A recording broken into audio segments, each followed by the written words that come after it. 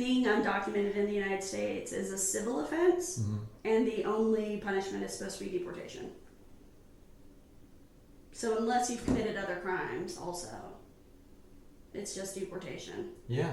But I would even say that's excessive. Yeah.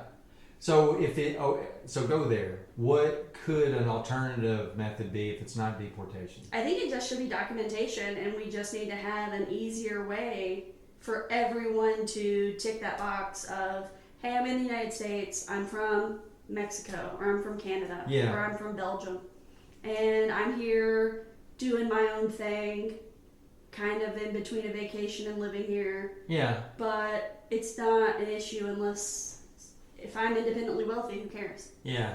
So if you look up stats, so one, I think I agree with you, but I think there's an assumption that the documentation process would be quick and easy. But it really needs to be, I guess through the immigration protocol, is to not only document, but to vet and qualify. And that's what when you're getting visas and stuff. Yeah. That's what the application process is, which is why it takes like 2 years. So essentially, you're saying maybe make the immigration process into multiple phased approach, like phase or a 3-prong approach. In the first prong is just name, identification, points of contact.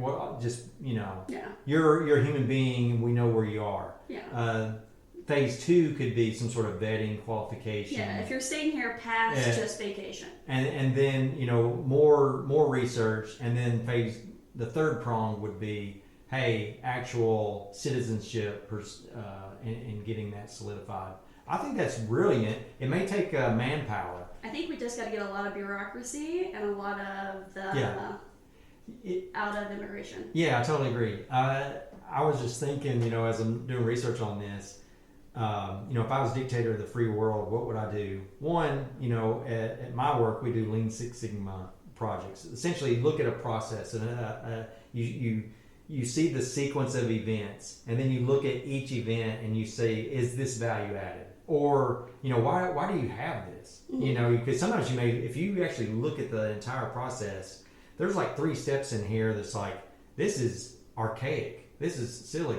One example I've heard before is, looking at contract proposals. And, in the back room there's like a stack of like 20, thick, 5-inch thick, 3-ring binders of all these proposals. And I'm like, somebody asks, hey, I'm new here. Where are all these notebooks here? What are these for? Oh, this is the contract proposals. Like, yeah, but none of us look at those. We all look them digitally on our computer in PDF files. Oh yeah, but we always get those. Just in case. No, we've always got them. Yeah. Like, so when you updated this and as technology has improved, you didn't cut that out.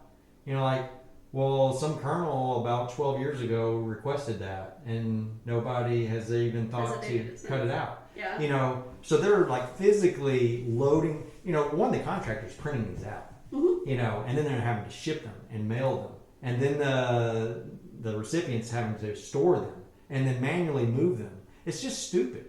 Stuff like that happens all the time. So we just need to look. Hey, this may have been a great process 20 years ago, 30 years ago, but what about today? So if we looked at this immigration process and said, hey, let's do a Lean Six Sigma, cut out the waste, cut out the inefficient, ineffective steps that are no longer value added, and then look at stuff that are value added, but do we need that value? Yeah. What do you want? Do you want a Ruth Chris steakhouse with the ticket price, or is Outback Steakhouse good enough?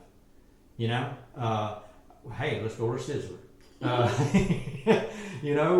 Figure out what's the best sweet spot. And then I was thinking, but you're still if you're looking at 14 million people that have come in that are in the queue already. I'm trying to think, if you didn't deport them, if that was in the queue and you had to process all these applications, what could you do? Well, the first thing I thought of is, you got the IRS. You got the Internal Revenue Service. They would love to have more. What do they do? They pretty much have oversight over all Americans to pay their taxes. And non-Americans that are working here. So, to me, if I was a dictator of the free world, this is what I would do. I would reassign the IRS. I'd pretty much shut it down, and I would change it to, the immigration service, whatever the new name is. And tax IDs are us. well. So for taxes, just go straight to the flat tax. That's a different podcast. Different podcast. Go straight to the flat tax or the fair tax. Something that's very simple, very easy, that doesn't require, thousands of oversight reviewers to audit, and then have them process all these applications in this new, efficient, streamlined immigration process. So next time we're voting for dictators, vote for me. I'll hook you up. Any thoughts on all that? Is that crazy? No, I was going to say, that he has a very reasonable bug in his ear, so you can vote for Eric, and I'll make sure things aren't crazy. I have joked for years that I love how articulate and smart my sister is, and if I was ever a dictator of the free world, she would be my press secretary.